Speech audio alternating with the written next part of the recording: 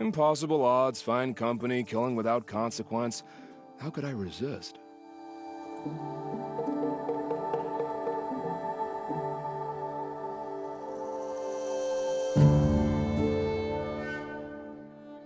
Welcome to Legends, a series that delves into the lore within Horizon Zero Dawn, a world with an abundance of powerful and moving history begging to be explored. Today, we delve into the subject of Nil, the Carja warrior of distinctly brutal tastes, an individual whom Aloy encounters on numerous occasions, yet whose past is shrouded in mystery. Though his answers to Aloy's questions are cryptic to say the least, we will attempt to piece together what we have been told into a more chronologically complete account of his life.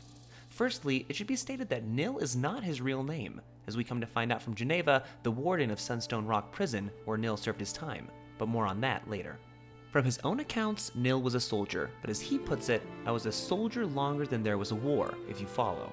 This either means that he was always predisposed to a life as a warrior, or more literally, began his military service pre-wartime. If this is the case, we must assume that he had to have been a member of the Sundom's army pre-3020.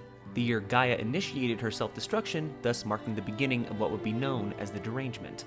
It would be this volatility in the machines that would mark the turn of the 13th Sun King Jiran from a fair and capable ruler to the tyrannical madman that history would remember. In this, the Carja went to war with nearly every neighboring tribe, massacring their people and capturing those who still lived to be later sacrificed to appease the sun's displeasure. From the timeline, we can infer that Nil would have been a part, if not a member of the military leadership of the Carja during the era of the Red Raids. There are two specific events that could have involved Nil during this time, as mentioned in passing by two Carja soldiers outside the gates of Meridian just before the events of the mission, the Looming Shadow. It's there when the two see Nil from afar, they state the following. Isn't that him? From the Battle of the Dawn? Can't be. Cinnabar Sands was before that, and there were no survivors. To which he replies, Well, I don't like to boast. Little more is known from this testimony other than if Nil was involved in the Battle of the Daunt, that his service would have brought him near to the edge of the Sundom on the cusp of the Forbidden West. As to the nature and the severity of these engagements is concerned, if these events were executed by the will of Jiran, their methods may have been questionable, to put it mildly. At some point, however, his allegiance to the Carja state would be muddled, as he states of himself after Aloy asks if he fought for the tribe, for them, against them, an empire always finds its wars. You can't be picky. This most likely would place him at the heart of the liberation from Meridian, as Jiran and his loyalists were beset upon by his second son, Avad, and his Oseram freebooters in hopes of overthrowing the regime. As to what side he held allegiance with, that is up to speculation. Though he may have served at the behest of Jiran originally, there are records of many members of the military defecting to the side of Avad once word of his arrival reached the City of the Sun. It's possible that Nil may have been one of those to join the liberation. In fact, this would make the former statement make greater contextual sense. For them, against them, perhaps indicating the switching of sides, and being that Avad's forces were not solely Carja, most likely predominantly Oseram, this may provide further evidence to the switch. Whether aligned with Jiran or Avad, Nil survived the events of the liberation, and after Avad ascended to the throne, he called for an investigation into the war crimes ordered by his late father and those who had carried out his will. This, however, was an unnecessary formality in the case of Nil, who freely offered his confessions to the deeds he had done. Unlike his father before him, Avad's belief in rehabilitation spared the warrior's life, and he was sent to Sunstone Rock Prison south of Meridian, where he would spend the following 2 years. By Nil's own admission, he felt the trade was a fair one. Even though he had come to Sunstone Rock a man born under a long, dark shadow, he left a better man than when he arrived. This is attested to by the warden Geneva, as she says of Nil, he had honor, old-fashioned. His time here boiled it to the surface. Though not a thoughtless, blunt instrument of violence, Nil knew his life was that of a weapon, and was something so deep in his fiber of his being it could not be undone.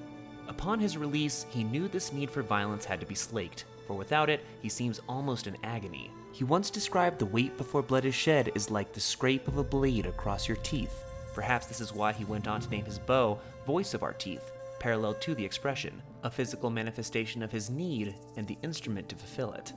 Though the urge was never gone, he was self-aware enough to know that it had to be done in a way that would keep him on the right side of the law, as all those who hunt for sport. No longer able to wait for the wars of others, his hunt of choice became the bandit clans that propagate the world.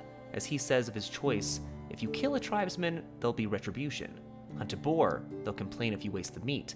But bandits, they always put up a fight, and no one cares if you kill them. This is of course when Aloy and Nil's path cross. When the Nora's war party is decimated in the wake of the events of the Proving, bandits move in to pillage a weakened sacred land.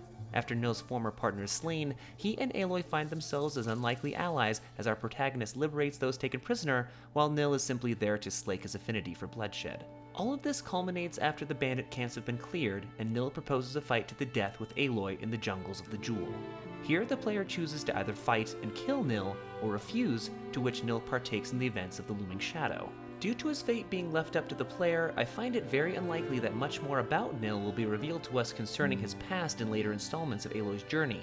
Regardless, Nil remains one of the most unique and fascinating characters the world has to offer.